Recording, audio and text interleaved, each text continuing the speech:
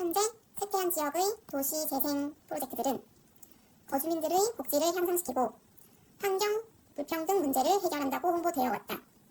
그러나 그러한 환경적인 개선이 소수 공동체나 저소득 가정 안에서 이루어질 경우 도시 녹지 공간의 역설을 만들어낼 수 있다.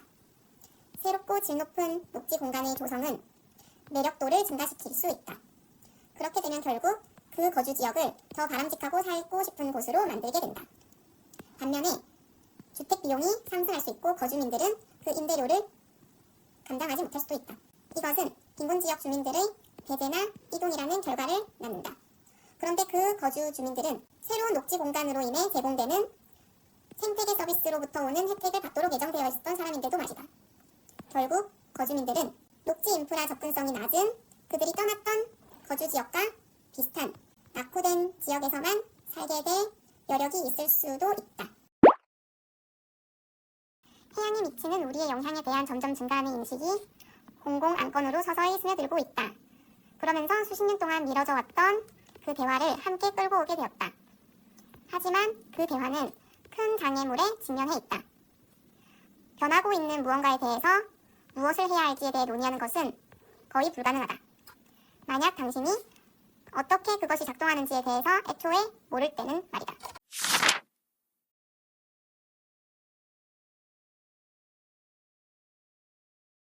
만약 의사가 환자에게 그들의 심장에 문제가 있다고 말한다면 환자는 아마도 이미 적어도 막연한 생각은 가지고 있을 것이다. 그들의 심장이 어디에 있는지 그리고 그 심장이 무엇을 담당하고 있는지에 대해서 그들은 배웠다. 학교에서 그들의 생명 유지 체계의 일부분에 대해서는. 하지만 해양의 경우에는 그렇지 않다.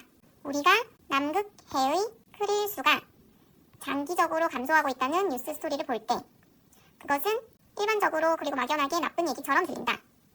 하지만 고래가 굶주리게 되는 그 위험 이상으로 많은 것을 내포하고 있다. 크릴은 해양 엔진의 일부이다. 우리는 이해해야 한다. 적어도 어느 정도 맥락에 대해서는. 우리가 그 변화에 대해서 논의하고 적절한 조치를 취하기 전에는. 로마는 처음부터 멜팅팟으로서 여겨졌다. 여기서 멜팅팟은 여러 인종 문화가 섞여있는 사회를 말합니다. 역사가 리비는 주장했다. 그 도시의 원래 인구는 다 이민자들로 구성되어 있었다고. 그런데 그 이민자들은 차별 없는 정책이라는 로물루스의 의도적인 방침에 이끌려서 사방에서 몰려든 이민자들이었다. 리비가 주장하기로는 그 도시의 그 이후의 성공과 힘의 토대를 마련한 것이 바로 그 초기의 개방성이었다. 로마인들은 그들의 도시를 건국 이후 여러 세대에 걸쳐서 다문화적인 곳으로 묘사했다. 전통에 따르면 그 도시의 전설적인 왕들 중 일부 소수만 로마 태생이었고 다른 사람들은 모두 이민자들이었다. 그들의 미덕과 공로로 인해서 왕으로 선택되기 전에 들어온 사람들이었다.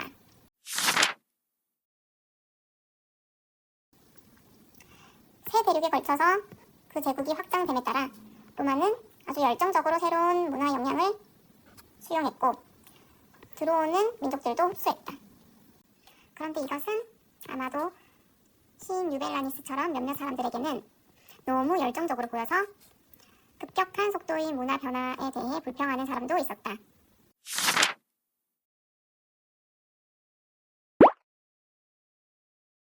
우리 우주의 기본적인 힘과 물리의 법칙과 상수들은 아주 정밀한 형태와 값을 가지고 있다. 이것은 의미한다. 만약 그 값이 아주 조금이라도 달랐다면 생명체는 존재할 수 없을 것이라는 뜻이다. 예를 들어 중력의 정밀한 값은 우리 우주가 생성할 수 있게 도와주었다. 먼지와 가스 입자들이 서로 뭉치게 도와줌으로써 결국 항성이 될 수 있게 해준다는 뜻이다. 그 항성은 태양 주위를 돌고 있는 지구를 포함해서 결국 공존하게 되는 원시 항성을 말한다. 중력이 너무 강하지도 약하지도 않은 정확한 값을 가졌기 때문에 먼지와 가스가 모여 별이 형성될 수 있었고 그 주위를 행성들이 돌려 우리가 사는 태양계 같은 우주 구조가 생겨났다. 만약 전자의 값이 아주 조금이라도 더 크거나 작았다면 우리가 알고 있는 화학은 가능하지 않았을 것이다. 그리고 그 유기화학을 기반으로 하고 있는 생명체들은 시작될 수 없었을 것이다. 우주가 우리가 진화하도록 설계된 것은 아니다. 그리고 우리는 그 우주에서 특화된 지위를 차지하는 것도 아니다. 하지만 물리의 상수와 법칙은 우리 고등 생명들이 진화할 수 있게 허용해 주었다. 인간들은 그들에게 이용 가능한 자원을 최대한 활용하도록 진화해왔다. 섬세하고 복잡한 방식으로. 우리가 우리의 식습관을 바꿀 때, 특히 우리가 아주 빠르게 그런 행동을 할 때, 우리는 사실상 영양학에 있어서 큰 실험을 하고 있는 것이다. 우리는 더 겸손해야 한다. 영양학은 아직 초기 단계이고 우리가 알지 못하는 것이 많이 있다. 만약 우리가 수천 년 동안 특정한 음식을 특정한 방식으로 먹어왔다면 우리는 가정해야 한다. 아마도 타당한 이유가 있을 거라고. 그 반대의 경우가 증명되기 전까지는.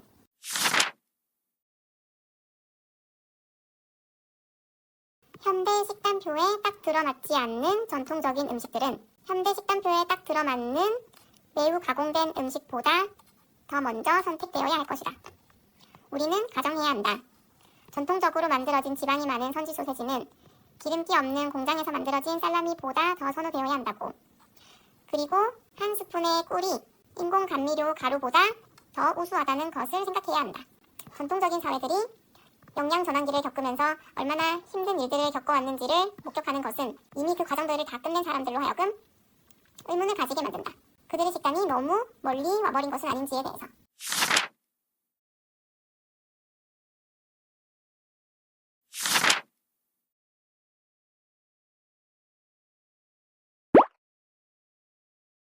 편리함과 기술이 중요하긴 하지만 그 편리함과 기술은 젠지 세대의 금융 결정을 이끄는 유일한 요소는 아니다. 이 세대는 놀라울 만큼 가치 중심적이고 그들은 거래하고 싶어한다. 그들의 개인적인 믿음과 가치에 딱 맞는 금융기관과 투명성은 필수적이다. 젠지 세대는 책임성이 부족한 대기업이나 기관에 대해서는 회의적이다.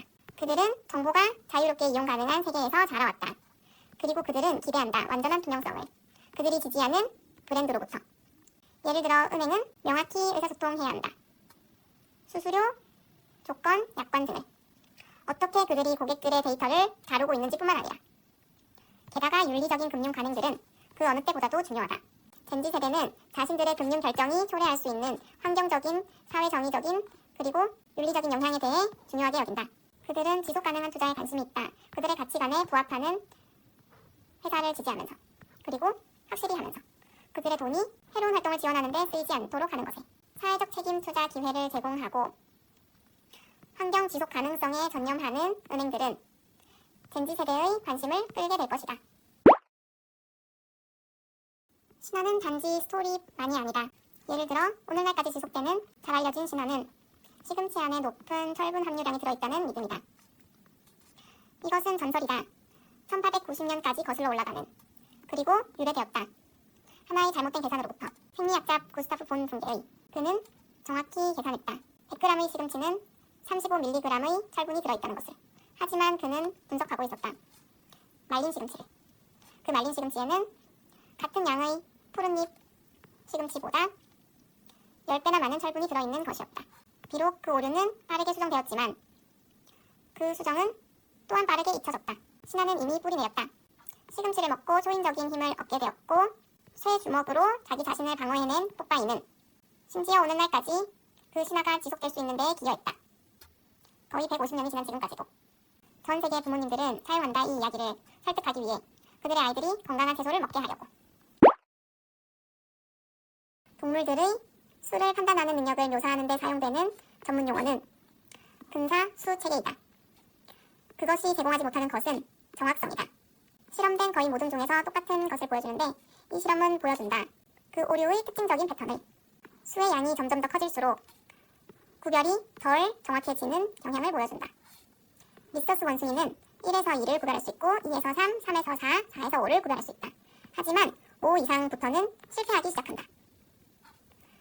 4에서 24까지의 숫자에서 그들에게 주어진 숫자의 횟수만큼 레버를 누르도록 훈련받은 쥐들은 그 반응 속도가 점점 덜 정확해진다.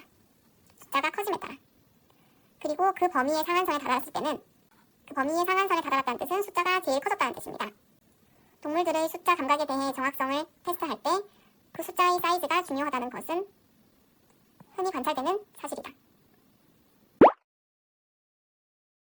감정을 이성적이고 합리적인 생각의 반대말로 묘사하는 이런 전형적인 비유적 표현에도 불구하고 인지, 즉 우리가 흔히 생각이라고 부르는 것, 신인지는 실제로 우리의 감정을 구성하는 핵심 구성 요소이다. 어떻게 우리가 우리의 상황에 대해서 생각하는지는 우리가 경험하는 감정을 형성한다. 그런 다음 그런 감정은 다시 반영되어 우리가 어떻게 생각하는지에 영향을 미친다. 예를 들어 만약 우리가 시험장에 들어갈 때 나는 시험을 못 칠 거야 라고 생각하면서 그러면 당신의 불안감은 증가될 것이다. 그러면 그 시험에 대한 당신의 성과에 대해서 기분이 좋지 않게 될 것이고 그리고 그것은 결국 나는 시험을 계속 못 본다 라고 생각하게 만드는 증거가 될 것이다.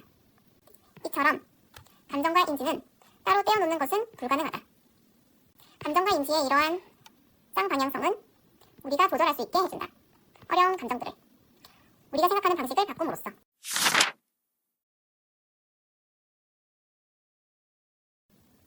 다르게 생각함으로써 즉 나는 가끔 긴장하긴 하지만 시험은 잘 치는 사람이야 또는 이러한 긴장되는 감정은 단지 흥분과 기대감이야 즉 나는 준비가 되었어 이렇게 생각하는 것은 이러한 생각 경로를 결국 자신에게 유리하게 작동할 수 있게 해준다. 역량접근법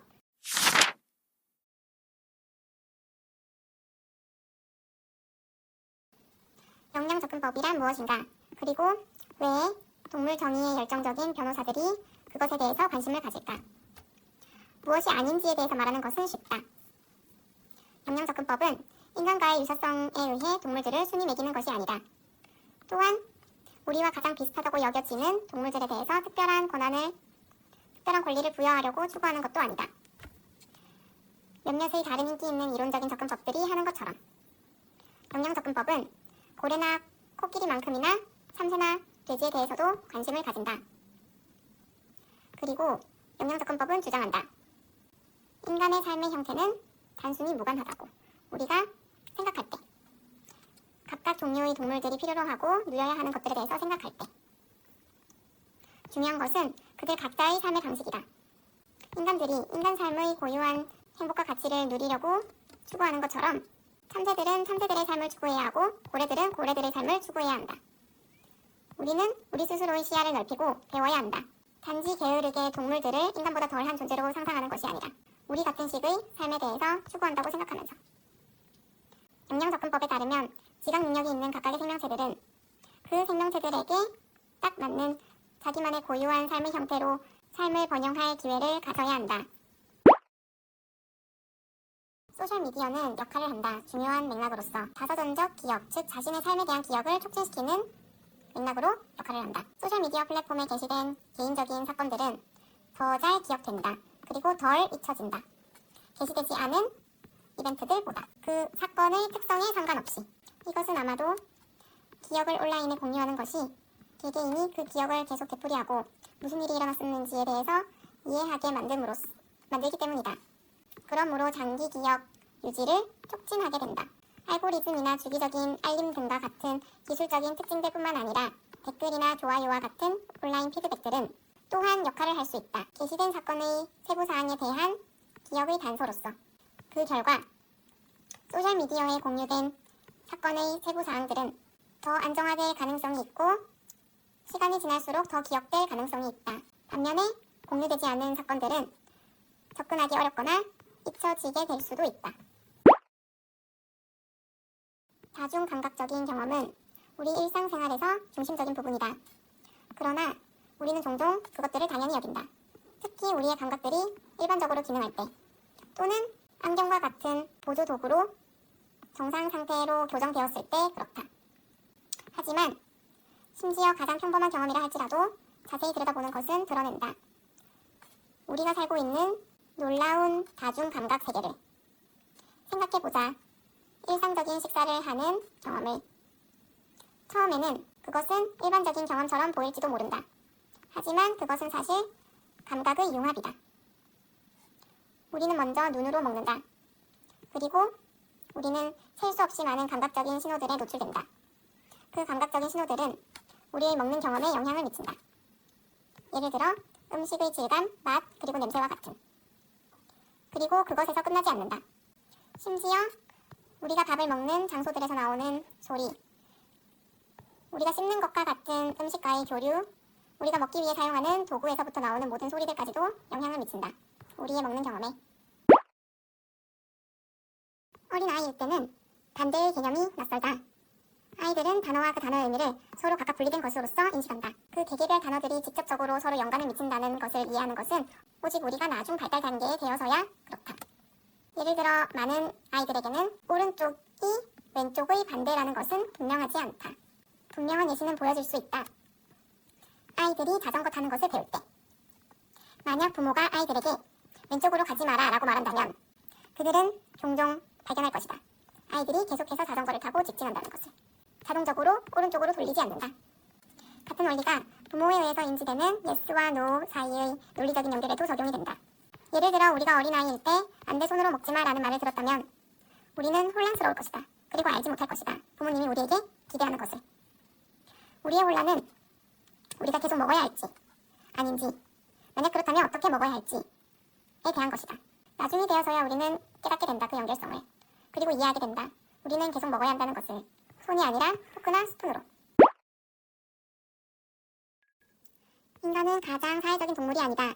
개미, 벌, 흰개미는 여러 사회성의 측정 기준들로 인간을 부끄럽게 만든다. 다양한 친족 개체들이 완벽하게 조화적인 행동으로 함께 살고 공동으로 그들의 어린 새끼를 돌본다. 하지만 곤충 군집들이 놀랍도록 사회적인 곳이긴 해도 그것이 우리만의 사회적인 생활 방식은 아니다. 벌들은 항상 육각형 별집을 짓고 개미들은 줄을 맞춰 행진한다.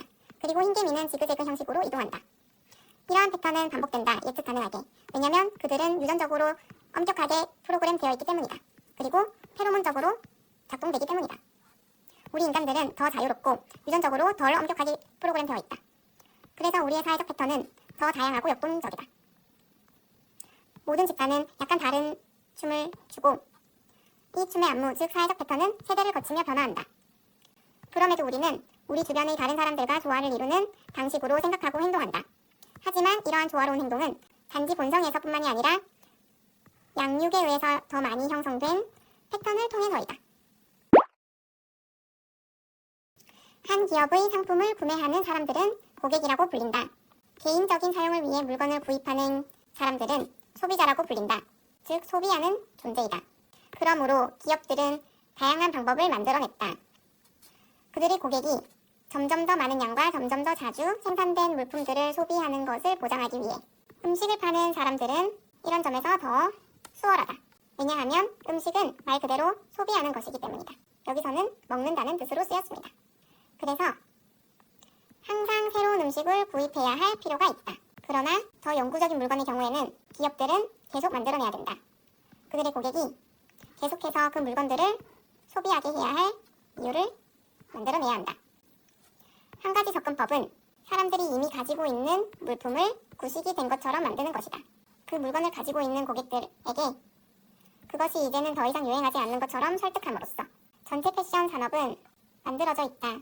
사람들에게 패션이 중요하다는 인식을 심어주기 위해서. 그래서 그들은 새 옷을 사야 한다고 느낀다. 비록 기존의 옷이 완벽하게 기능할 수 있음에도 불구하고. 여기서 기능할 수 있다는 뜻은 여전히 옷을 입을 수 있다는 뜻입니다. 오늘날 패션은 단지 옷을 넘어서 훨씬 더 많은 곳까지 확장되었다. 자동차, 모바일폰, 컴퓨터까지. 그 목록은 무한히 계속 확장되고 회사의 마케팅 부서 사람들의 창의적인 사고의 한계에 의해서만 제한될 뿐이다. 키베츠, 얼민스키 그리고 정은 한 카페와 파트너십을 맺었다. 실험에서 착각의 진전의 동기부여 효과를 실험하기 위해서 고객들은 그 고객들이 10잔의 커피를 산 이후에 한 잔의 무료 커피를 제공하는 보상카드를 받았다. 고객들 중 반은 10개의 스탬프 빈칸이 들은 카드를 받은 반면에 나머지 반은 12개의 스탬프 빈칸을 가진 카드를 받았다. 하지만 12개의 스탬프 빈칸 카드는 2개의 이미 미리 존재하는 보너스 스탬프를 가지고 있었다. 그래서 엄밀히 말하면 그 두 가지 보상 카드들은 동일한 보상 프로그램이었다. 카드를 받은 모든 고객은 10잔의 커피의 구매를 했어야 했다. 즉 10개의 스탬프를 모아야 했다. 그들이 무료 커피를 받기 위해. 하지만 무료 스탬프의 매력은 높았다. 그들이 이미 앞서 있다고 생각하는 사람들은 카페를 더 자주 방문했다. 그들의 보상 카드를 더 빠르게 채우면서 다른 사람들보다. 카드가 이미 채워진 12개 빈칸 중 2칸을 가지고 있을 때 고객들은 그들의 목표의 16%를 이미 끝낸 것 같은 기분이 들었다. 그들이 시작하기도 전에. 그 고객들은 그들의 보상에 더 가까워졌다고 믿으면서 그들은 피니시 라인, 즉 목표를 완수하는 데 도달하는 것에 더 동기부여된 상태였다. 창의성이란 새롭고 가치 있는 아이디어를 생성해내는 능력이다. 그 창의성은 확산적인 사고, 상상력, 그리고 위험을 감수하고 실험을 하려는 의지를 포함한다. AI가 창의적인 노력을 위한 강력한 도구가 될 수 있지만 그것은 또한 위험을 지니고 있다. 독창성과 혁신을 제한할 수 있는 AI 알고리즘은 기존의 데이터셋을 기반으로 하고 있다. 주로 과거 창작물에서의 패턴과 경향을 찾아내면서 이것은 유사한 스타일이나 형식의 새로운 컨텐츠를 생성하는 데는 유용할 수 있지만 그것은 또한 진정한 독창성이 부족한 파생된 작품으로만 이어질 수 있다. 만약 예술가나 디자이너가 과도하게 AI 영감과 컨텐츠 제작에 의존한다면 그들은 그들 스스로가 모방의 순환에 갇힌 것을 발견할지도 모른다.